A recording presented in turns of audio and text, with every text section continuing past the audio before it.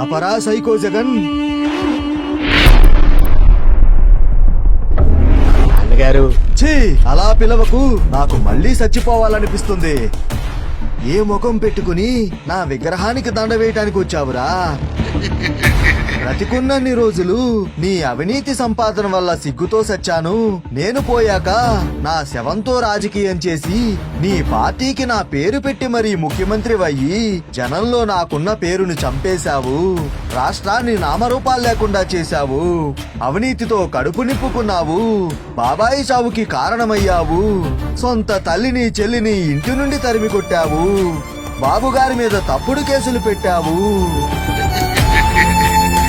ఇంత తిడుతుంటే నీకు నవ్వెలా వస్తుందిరా? ప్రజలు బాధపడుతుంటే నవ్వుతావు. ఎవరైనా పోయారు అంటే నవ్వుతావు. మా అమ్మకి ఉద్యోగం పోయిందయ్యా అని కష్టం చెప్పుకుంటే నవ్వుతావు. రాజశేఖర్ రెడ్డి బిడ్డ ఇంత దుర్మార్గుడా అని ప్రజలు తిట్టుకొని రోజు లేదే. ఇప్పుడు మళ్ళీ ఎన్నికలు వస్తున్నాయి కాబట్టి నా అవసరం వచ్చింది. ఇన్ని రోజులు శవరాజకీయాలు చేశావు. ఇప్పుడు విగ్రహ రాజకీయాలు చేయడానికి వచ్చావా? ఛే ఛే, అవతలికి పో.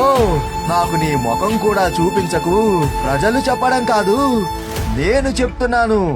By bye Jagan, bye bye YCP.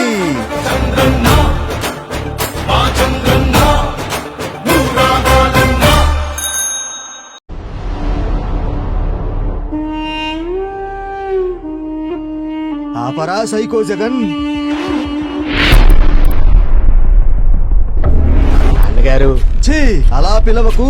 నాకు మళ్ళీ చచ్చిపోవాలనిపిస్తుంది. ఏ ముఖం పెట్టుకుని నా విగ్రహానికి దండ వేయటానికి వచ్చావురా?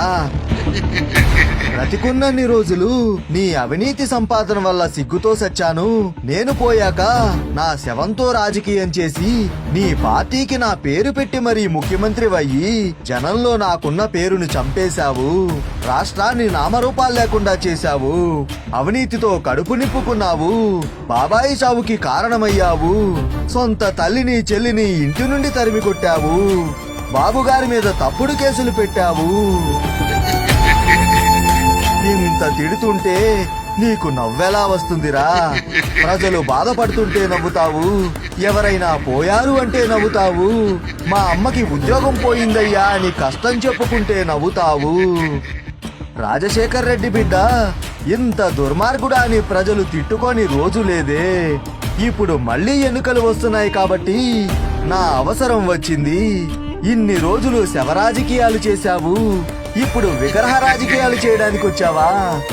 ఛే ఛే, అవతలికి పో. నాకు నీ ముఖం కూడా చూపించకు.